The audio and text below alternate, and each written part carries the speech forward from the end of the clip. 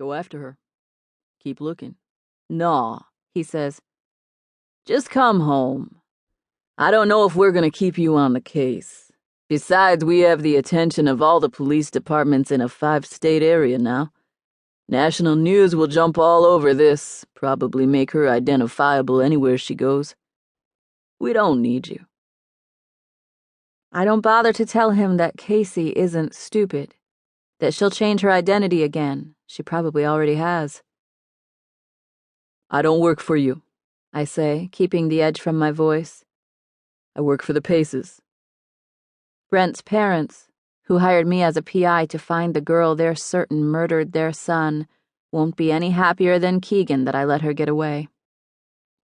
But if anyone's going to fire me, it'll have to be them. "We'll see about that.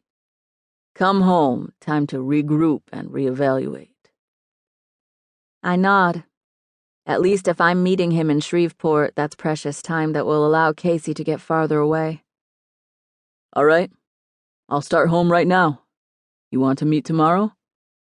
"Yeah, come to the department at 1. That'll give me time to talk to the chief and the Paces and see where we are." That'll give me time to talk to them, too. We shake hands because if I don't, he'll know I'm on to him. As I turn my car around, he starts his pre-flight checklist before the flight home. I'll be in the car most of the night, driving back home. But as I drive, I pray for Casey, that she'll have time to get well hidden before Keegan goes after her. It's the wee hours by the time I get home, and my apartment feels stale. The smell I noticed when I first moved in is apparent again. I guess when you're away from something for a few days, your olfactory senses sharpen and are easily offended again when you come back. I check my fridge and my garbage disposal drain to make sure nothing is rotting there. I squirt a dollop of dishwashing soap down the drain and run the disposal for a minute, and the smell clears up. But the scent of previous tenants doesn't go away. I figure my brain will filter it out again in the next day or so. I open the doors to my tiny balcony and step out to the rusted railing. Leaning out, I can see the parking lot where a young couple is arguing through a car window. She's threatening to leave, and he's yelling at her. When she pulls away, he curses after her. Then he storms into a downstairs apartment and slams the door. Quiet again. I lower into the folding lawn chair that collects pollen and put my feet up on the plastic bin I've turned upside down to use as an ottoman. That old familiar dread thickens the air, making it hard for me to breathe.